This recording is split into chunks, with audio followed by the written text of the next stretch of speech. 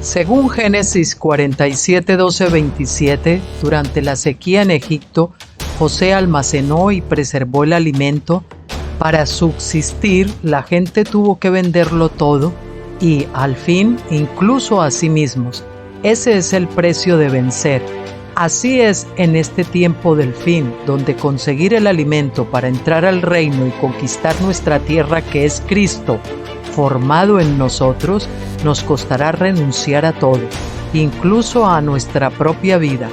Pero a cambio de nuestro todo, tendremos su todo y reinaremos con él. Con ustedes, José.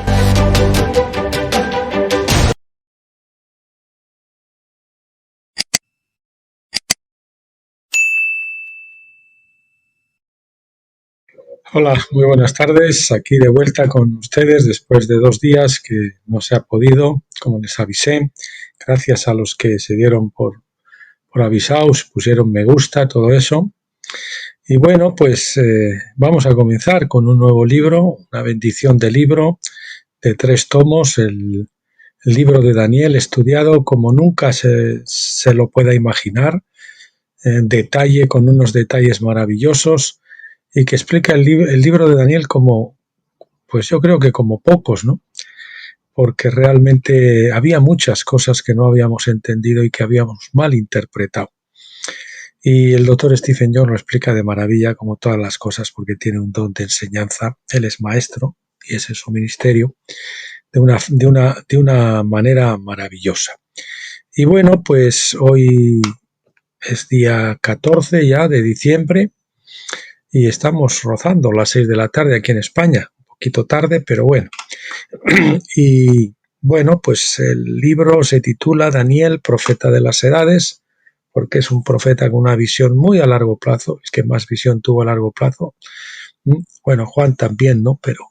Pero yo creo que más tiempo, abarca más tiempo el libro de Daniel, ¿no? Porque es desde el imperio babilónico pues hasta prácticamente nuestros días, hasta el imperio de Roma y el cuerno, el primer cuerno, pero luego el que estudia a fondo el primer cuerno va a ser Juan y la extensión del segundo cuerno, que también es del primer cuerno, es la bestia de la tierra, la bestia financiera, no solamente a la bestia religiosa, y después viene la bestia financiera.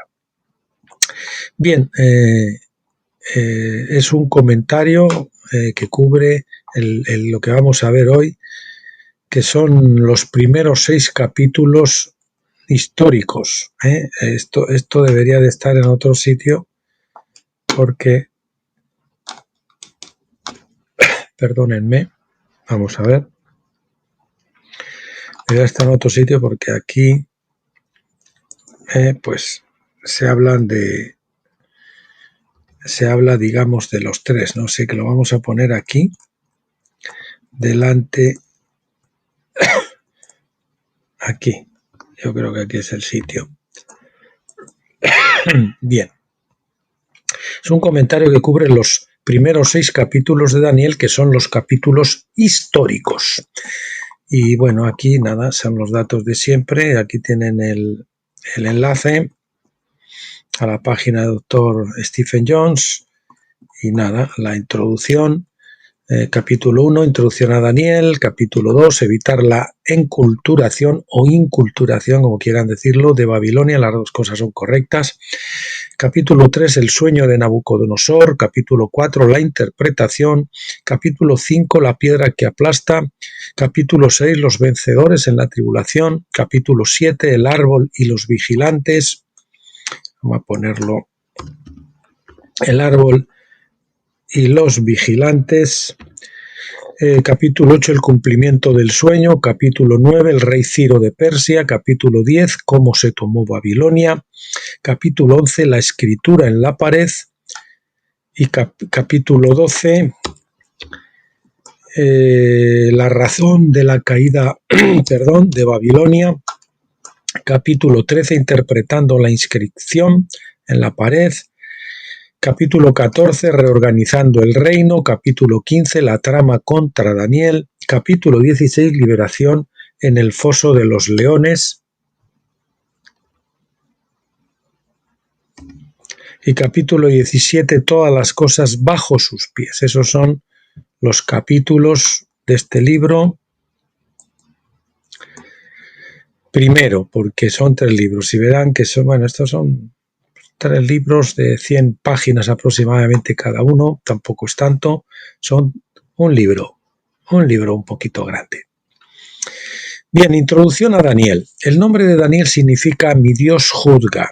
Ya saben, el él siempre hace referencia a Dios y cuando va un él se está refiriendo a la acción que Dios ejecuta. Daniel, Dios juzga. ¿Qué es lo que hace Dios? Juzga. Por eso. Daniel es el tipo de un vencedor durante el tiempo de juicio divino. Tipifica a los vencedores cuando están viviendo en medio de un tiempo de juicio divino. Y fue uno de los primeros cautivos en ser llamados a Babilonia y vivió durante el cautiverio babilónico. Por eso los vencedores siempre son gestados en las épocas donde la iglesia está apagada y por lo tanto está normalmente sometida a juicio. Y ellos son los que no se dejan arrastrar por la mayoría que se ha corrompido, sino que permanecen fieles. Nos proporciona el ejemplo de cómo comportarse mientras está en cautiverio. Se sometió a todos los reyes de Babilonia, sabiendo por la palabra de Jeremías que esto era lo que debían hacer los buenos higos, Jeremías 24, 5 al 7, someterse al juicio de Dios, no rebelarse.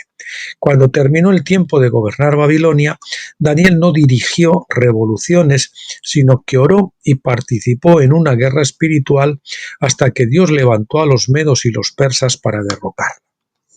Hubo porciones de revelación que fueron selladas y no pudieron ser entendidas hasta miles de años después. Hacia el final del libro, en Daniel 12:9, el ángel dice: y él dijo: ve, Daniel, porque estas palabras están ocultas y selladas hasta el tiempo del fin. Si bien hay críticos hoy que insisten en que partes de Daniel fueron escritas después de que algunas de las profecías ya se cumplieron, está claro que la revelación de Daniel predijo las cosas del futuro con gran precisión. Los críticos mismos reconocen que todas las partes de este libro fueron escritas mucho antes de la época de Cristo y antes de que Roma tomara Jerusalén en el 63 a.C. Sin embargo, Daniel escribió sobre el reino de hierro, es decir, Roma, e incluso registró muchos detalles sobre el cuerno pequeño que extendería el gobierno de Roma hasta nuestros días. No hay posibilidad entonces de que las profecías de Daniel fueran fraudulentas, ya que escribió sobre cosas del futuro, cosas que incluso él no entendía ni podía entender, sin una revelación divina adicional.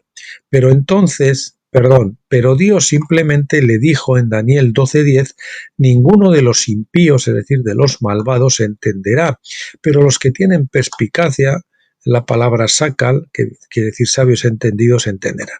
Nosotros estamos acostumbrados en la Reina Valera, pero los entendidos entenderán, ¿verdad? Ahora que hemos llegado al tiempo del fin, cuando los imperios bestias han recorrido su curso completo, hemos pasado por todos, la bestia Roma, la bestia babilónica, medo-persa, Grecia y después Roma. Hemos pasado ya por todo, incluso por el cuerno pequeño y por la extensión de ese cuerno pequeño, el segundo cuerno también. Estamos en medio de eso, de la tiranía de ese último cuerno, esa última extensión. Hemos llegado al tiempo del fin, cuando los imperios bestias, decíamos, han recorrido su curso completo. Sabemos que estos sellos se han roto y estas palabras han salido a la luz. Aún así, las profecías permanecen ocultas para los impíos porque las han rechazado sin buscar honestamente la perspicacia necesaria para comprenderlas. Ahora se nos ha dado el derecho de pedir comprensión. Oremos entonces por sabiduría y perspicacia para que podamos ser contados entre aquellos entendidos en estos últimos tiempos, entre aquellos perspicaces o entendidos. Los sellos del libro de Apocalipsis.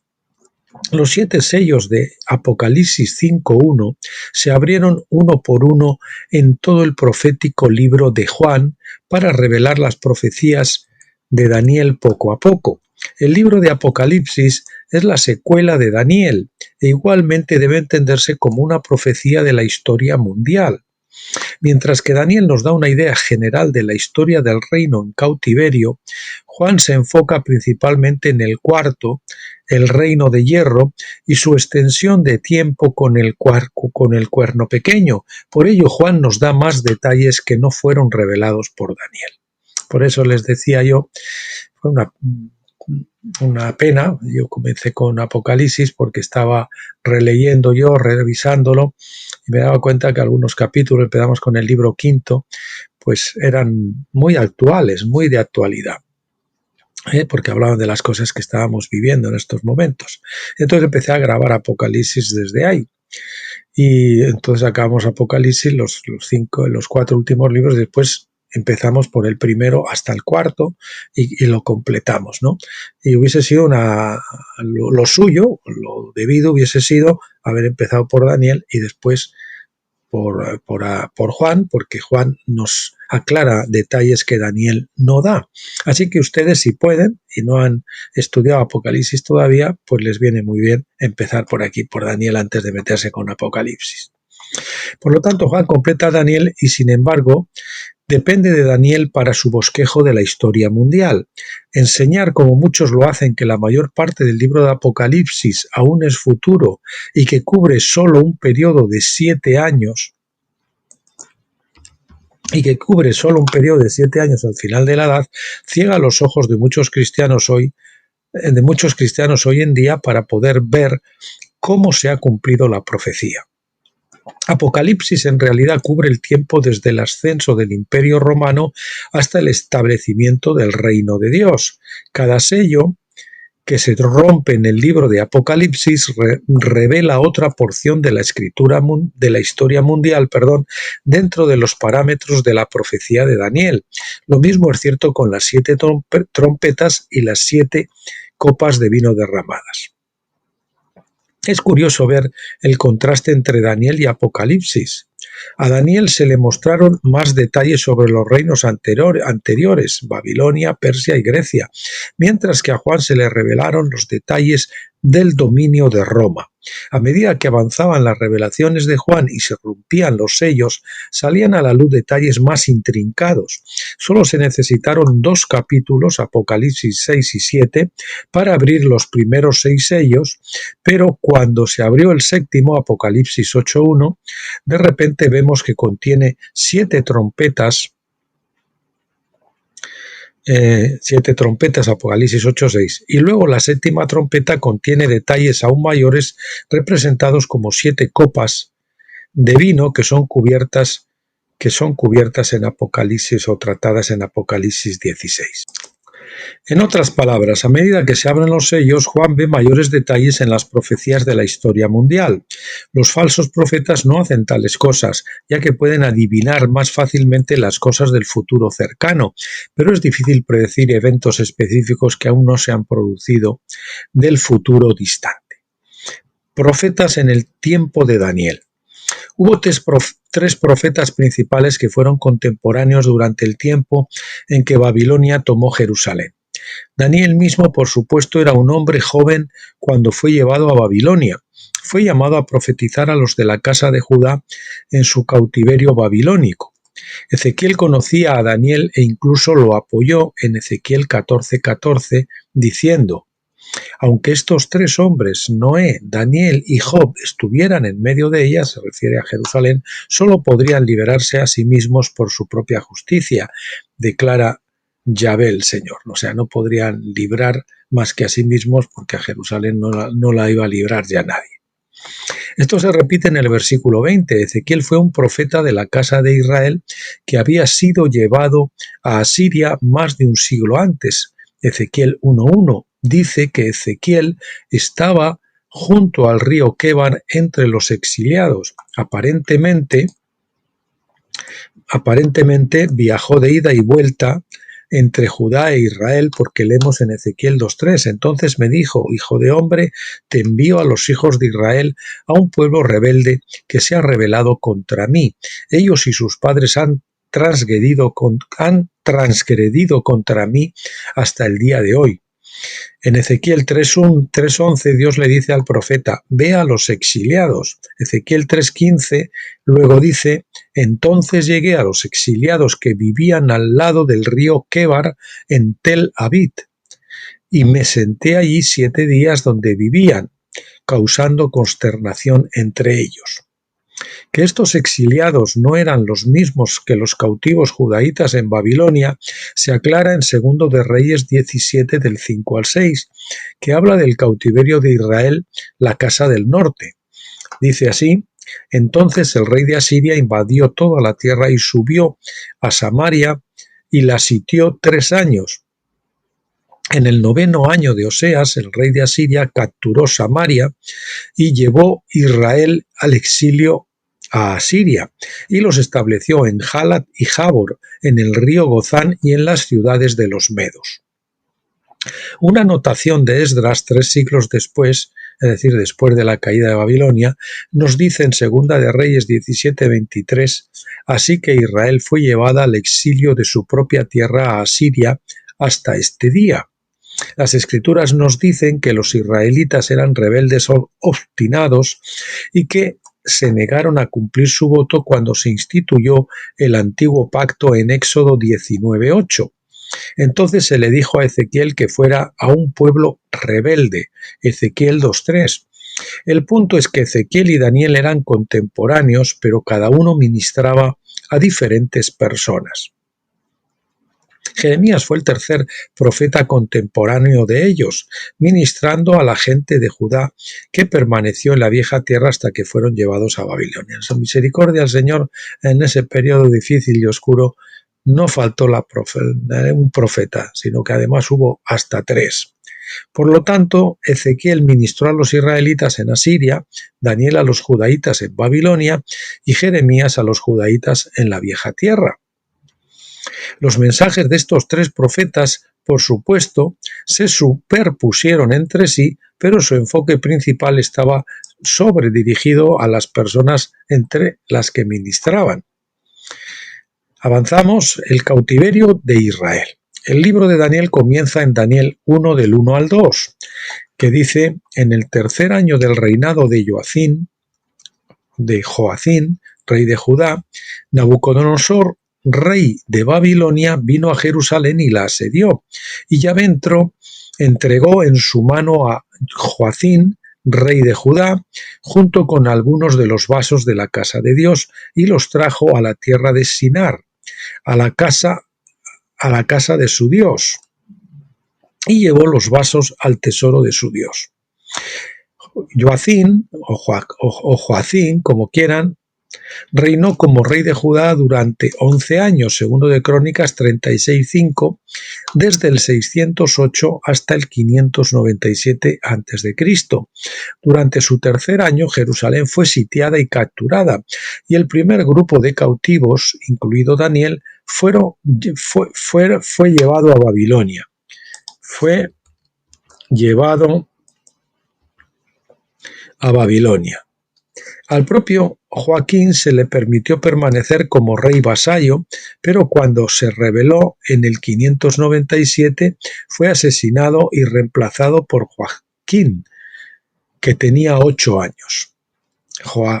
Joacín no es lo mismo que Joaquín, son 2 reyes diferentes. El reinado de Joaquín duró solo 3 meses y 10 días, segundo de Crónicas 36:9. Fue entonces cuando el rey Nabucodonosor lo llevó a Babilonia con los artículos valiosos de la casa de Yahvé, segundo de Crónicas 36:10. En otras palabras, los vasos del templo no fueron llevados a Babilonia con Daniel, sino con Joaquín en el 597 a.C. Un evento similar tuvo lugar 666 años después, en el año 70 después de Cristo, cuando los romanos llevaron los vasos del templo a Roma después de destruir Jerusalén. Segundo de Reyes 25 del 13 al 17 nos da un intervalo de los vasos del templo llevados nos da un inventario de los vasos llevados de los vasos del templo llevados a Babilonia. Hoy no estoy muy muy atinado. Es interesante notar que ni el altar del incienso ni el arca del pacto estaban en la lista, porque según los registros encontrados por Nehemías, Jeremías ya los había escondido en el monte Nebo. Esto se registra en el libro, en uno de los apócrifos, que es segundo de Macabeo 2, versículo 4, que dice: también estaba contenido en la misma escritura que el profeta, al ser advertido de Dios, ordenó que el tabernáculo y el arca fueran con él mientras salía al monte Nebo, donde Moisés subió y vio la herencia de Dios. Y cuando Jeremías llegó allí, encontró una cueva hueca donde puso el tabernáculo y el arca y el altar del incienso, y así tapó la puerta. Traducción, esta es según la traducción de la Septuaginta, o la versión de los 70, como quieran. Ezequiel fecha su propio ministerio y revelaciones según el cautiverio de Joaquín en el 597 a.C., como vemos en Ezequiel 1.2. La deportación de los vasos del templo parece ser el evento más importante para Ezequiel. Nabucodonosor y su padre. Nabopolassar se rebeló contra Siria y capturó Nínive en el 612 a.C. Sin embargo, las luchas continuaron hasta la batalla de Carquemis en el 605 a.C. y su hijo mayor, Nabucodonosor, regresó rápidamente a Babilonia para asegurar su trono antes de regresar al año siguiente para tomar la ciudad de Jerusalén en el 604 a.C. El nombre acadio de Nabucodonosor era Nabu-Kudurri-Usur, que significa: oh Dios Nabu, preserva o defiende a mi primogénito. Se decía que el dios Nabu era el hijo de Marduk, que era la principal deidad babilónica y su dios de la sabiduría. Babilonia primero tomó Jerusalén en el 604. Luego, después de la revuelta de Joacim, sometió la ciudad nuevamente en el 597. La ciudad fue finalmente destruida en el 586 a.C., después de otra revuelta del rey Sedequías. Nabucodonosor luego comenzó un asedio a Tiro de 13 años, 586 al 573, terminando sometiendo a esa ciudad al dominio babilónico. Luego regresó para edificar la infraestructura de Babilonia, construyendo canales, acueductos, embalses y templos. También fue conocido por construir sus famosos jardines colgantes, que probablemente fueran el escenario de su jactancia en Daniel 4:30. Daniel habría sido testigo de todas estas cosas, ya que sobrevivió a Nabucodonosor y a los 70 años del imperio babilónico. Bueno, pues nos vamos a ir al capítulo 2, que se titula Evitando la enculturación o inculturación, como quieran, de Babilonia. La estructura del libro de Daniel sigue el dispositivo hebreo común conocido como quiasmo o paralelismo. Ya ven que es como una flecha, ¿no? A la cautividad de Judá del capítulo 1, aquí el capítulo 1, que se corresponde con el A le hemos puesto en cursivas, la segunda parte del quiasmo en cursivas, la primera en letra normal, que la cautividad de Judá, el capítulo 1 se corresponde con las desolaciones de Jerusalén, capítulos 9 a 12. B, el sueño de Nabucodonosor, capítulo 12, se correspondería con el sueño y la visión de Daniel en los capítulos 7 y 8. El C, compañeros de Daniel en el horno de fuego, capítulo 3, se correspondería con el C, Daniel mismo en el foso de los leones, capítulo 6. El D, el que están en el centro, el primer rey de Babilonia, capítulo 4, y el D, en cursiva, el último rey de Babilonia, capítulo 5. Como tiene un sentido, parece que la palabra inspirada de Dios hasta tiene eso en cuenta. Al ver los paralelos y contrastes entre las secciones en el esquema, podemos ver más fácilmente el propósito de Daniel integrado en la estructura del libro. El propósito de Daniel que está integrado en la estructura del libro, que es lo que quería hacer Daniel o transmitir Daniel. Debido a que el clímax de un quiasmo se encuentra en el medio, las dos Ds, podemos ver que la profecía general del libro se centró en el comienzo y el final de Babilonia en los capítulos 4 y 5. Aunque el imperio de Babilonia de principio a fin duró solo 70 años, perdón, sabemos por el libro de Apocalipsis que una última entidad, conocida como Misterio Babilonia, surgiría al final de la Edad, haciendo que el capítulo 5 no solo sea una historia de lo que sucedió en el tiempo de Daniel, sino también una profecía de lo que está ocurriendo en nuestro propio tiempo hoy. Todo lo demás es profecía con respecto a los eventos que tendrían lugar entre el primer y el último rey de Babilonia en esta imagen ampliada. Enculturación babilónica. El principal problema con un cautiverio, como el que experimentaron Israel y Judá, cada una a su manera, es que las leyes, los valores, la religión y la cultura de la nación dominante se imponen a quienes están en cautiverio. Esta imposición puede no ser forzada, pero no obstante, desarraigar a una nación y empujarla a un nuevo entorno hace que sea casi imposible resistirse a los cambios, que parecen hacerse necesarios para la supervivencia. Como que no le queda a uno más remedio que transigir. Tanto Israel como Judá tuvieron la ventaja de establecerse en sus propias comunidades, lo que les permitió continuar practicando su religión. Sin embargo, en ambos casos ya se habían alejado del estándar divino. En el caso de Israel, la religión nacional había adorado a los becerros de oro.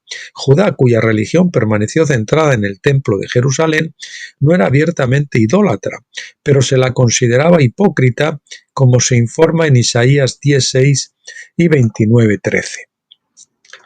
Isaías también los condena por dejar a un lado la ley en favor de sus tradiciones, es decir, de su comprensión carnal de la ley de Dios, una condición que permaneció incluso hasta la época de Jesús, Mateo 15, 7 al 9.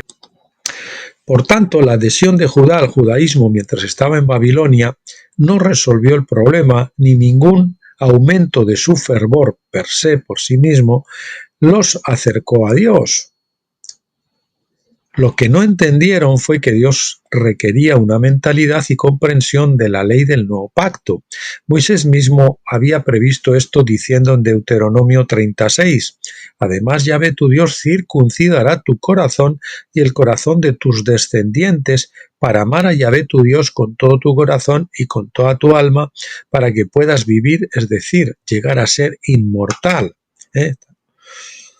Los cautivos de Judá no pudieron evitar adoptar gran parte de la cultura de Babilonia, incluido el idioma arameo, que era el idioma comercial de la época.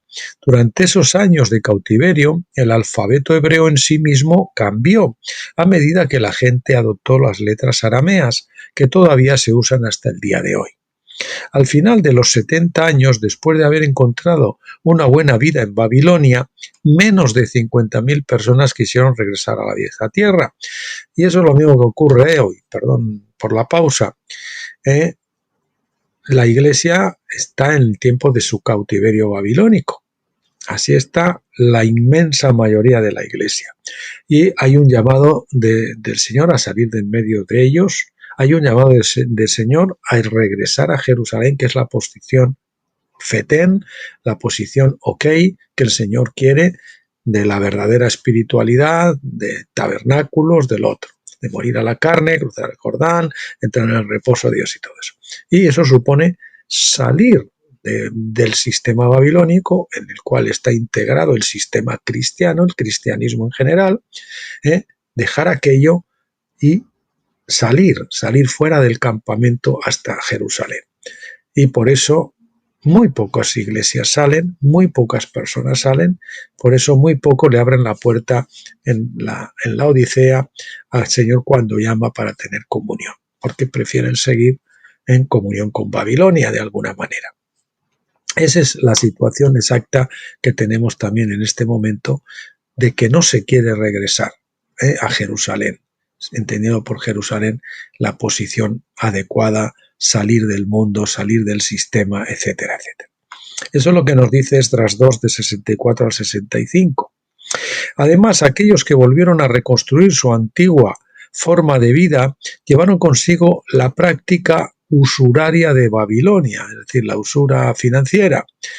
El resultado fue que 70 a 80 años después la mayoría de las personas habían hipotecado sus tierras y sus hijos fueron esclavizados nuevamente, en este caso por sus propios compañeros judíos, hermanos judíos. Nehemías 5, del 1 al 5, tuvo que luchar contra eso. Esto era contrario a la ley de Deuteronomio 23:19, pero debido a que estaba permitido por la ley babilónica y persa, los judíos habían adoptado ellos mismos esa práctica. Fue solo cuando la gente alcanzó un nivel de deuda intolerable que esta práctica fue prohibida. Daniel y sus 3 amigos. Y no pues, salir de Jerusalén y luego acampar por la mitad y quedarnos a medio camino, salir de Babilonia. Hay que salir completamente y llegar completamente a Jerusalén. Porque muchos lo han intentado y luego han formado otro campamento, pero no muy lejos de Babilonia, por si acá. O sea, no acaban de destruirse todos los árboles frondosos, los bosques frondosos y los lugares altos. Daniel y sus 3 amigos. Los primeros cautivos que Nabucodonosor llevó a Babilonia tuvieron que ser entrenados en las leyes y lengua de Babilonia, para que pudieran ser los mediadores entre Babilonia y Judá. Los babilonios también hicieron eso con otras naciones que conquistaron.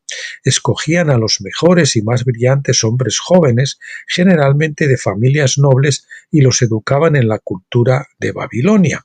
Tal fue el caso con Daniel y sus 3 amigos. Daniel 1, del 3 al 4 nos dice: entonces el rey ordenó a Aspenaz, el jefe de sus oficiales, es literalmente eunucos, traer a algunos de los hijos de Israel, incluidos algunos de la familia real y de los nobles, jóvenes en quienes no hubiera defecto, que fueran de bien parecer, que mostraran inteligencia en cada rama del saber, dotados de comprensión y conocimiento perspicaz, y quienes tuvieran la capacidad de servir en la corte del rey, y le ordenó que les enseñara la literatura y el lenguaje de los caldeos. Sobre la política de Nabucodonosor, Uriah Smith escribe: en el trato que recibieron estos cautivos hebreos vemos un ejemplo de la sabia política y liberalidad del naciente rey Nabucodonosor. En lugar de elegir medios para la satisfacción de los deseos bajos y viles, como lo han hecho demasiados reyes en los últimos tiempos, eligió a hombres jóvenes para que se educaran en todos los asuntos relacionados con el reino, para que pudiera tener una ayuda eficiente en la administración de sus asuntos. Él les asignó la provisión diaria de su propia comida y bebida. En lugar de la tarifa grosera que algunos habrían considerado lo suficientemente buena para los cautivos, les ofreció sus propias viandas reales. Durante 3 años tuvieron todas las ventajas que ofrecía el reino, aunque cautivos eran jóvenes de la realeza y fueron tratados como tales por el humano rey de los caldeos. Las profecías de Daniel y el Apocalipsis, edición revisada de 1947, es el libro que nos cuenta esto. Está claro que el rey de Babilonia estaba genuinamente interesado en el bienestar de estos cautivos, aunque era un idólatra según los estándares bíblicos y podía ser despiadado con sus enemigos, también era generoso con sus empleados gubernamentales en entrenamiento. Juan 1:3 arriba, que hemos leído, los llama hijos de Israel, pero, perdón, así me pasó en la garganta, pero no eran israelitas en la dispersión, sino judaítas. El comentario bíblico Wycliffe comenta sobre el uso del término hijos de Israel diciendo: estos eran originalmente todos los descendientes de Jacob o Israel. Más tarde, Israel fue un nombre para las 10 tribus, así llamadas, que le correspondieron a Jeroboam, primero de Reyes 11:13, confrontar con el capítulo 12:19. Pero después de la destrucción del reino del norte, el nombre de Israel volvió a su sentido primitivo. Dice el doctor Stephen Jones al respecto de esa nota, ¿no? Antes de la división del reino, el término Israel era relativo a todas las tribus como una sola nación, efectivamente. Después, por supuesto, los profetas distinguen claramente entre Israel y Judá, y sus profecías durante ese tiempo deben entenderse usando esas definiciones. Aún más tarde, el término Israel se usó ocasionalmente para referirse a Judá, una vez que se hizo evidente que las 10 tribus no iban a regresar. Entonces, algo parecido a lo que han hecho hoy los judíos con el Estado de Israel, que le han llamado a Israel cuando no son israelitas, pensando que las tribus están perdidas y todo eso, ¿no? Cuando están localizadas y más que localizadas. Entonces el comentario anterior nos dice que el nombre de Israel volvió a su sentido primitivo. Eso es lo que hemos leído antes. Sin embargo, dice el Dr. Jones, fue mucho más común usar el término Judá y etiquetar a la gente por su forma abreviada de judíos, los judíos. No se nos dice específicamente si Daniel y sus 3 amigos eran del linaje real de David, pero ciertamente eran de los nobles, es decir, de otras familias cortesanas. En cualquier caso, ninguno de ellos estaba destinado a estar en el linaje de Cristo, porque es probable que todos se convirtieran en eunucos de acuerdo con la práctica común de la época. Su primera tarea fue aprender acadio, el idioma de los caldeos en el extremo inferior de Mesopotamia. El comentario bíblico de Wycliffe nuevamente nos dice: dado que los descubrimientos arqueológicos del siglo pasado revelaron y proporcionaron la clave para la traducción de esa literatura, sabemos cuán vasto fue el aprendizaje de los caldeos. La lengua, es decir, el idioma de los caldeos, debe referirse al acadio, es decir, babilonio asirio de la época. Daniel 1 del 5 al 6 continúa. Y el rey les asignó una ración diaria de la comida elegida por el rey y del vino que bebía, y les indicó que debían ser educados 3 años, al final de los cuales debían ingresar al servicio personal del rey. Y entre ellos, de los hijos de Judá, estaban Daniel, Ananías, Misael y Azarías. Estos 4 jóvenes de Judá son un tipo del cuerpo de Cristo que vivía en Babilonia. Quizás podamos verlos como creyentes ideales, ejemplos que debemos seguir. Como veremos en breve, rechazaron la carne y la bebida del rey. La carne y la bebida hablan espiritualmente de lo que asimilamos de la enseñanza. Repito, la carne y la bebida hablan espiritualmente de lo que asimilamos de la enseñanza. Estos creyentes se negaron a ser enculturados y adoctrinados en los caminos de Babilonia. El valor numérico del nombre Daniel es 95, el de Ananías 120, el de Misael 381 y el de Azarías 292. Juntos suman 888, 888, que también es el valor numérico del nombre Jesús en griego. Por lo tanto, representan al cuerpo de Cristo desde un punto de vista profético, lo que sugiere que el cuerpo de Cristo debería emularlos. La lección para nosotros, especialmente en el siglo pasado, donde vimos el surgimiento del misterio Babilonia, es que, aunque tenemos pocas opciones más que vivir en una sociedad babilónica, no podemos adoptar la cultura, las leyes, la religión o los valores babilonios. Daniel 1.7 dice: entonces el comandante de los oficiales les asignó nuevos nombres y a Daniel le asignó el nombre de Belsasar, a Ananías Sadrac, a Misael Mesac y a Azarías Abednego. Estos nuevos hombres llevan diferentes valores numéricos por un total de 1662, que parece no tener significado porque los patrones espirituales fueron destruidos.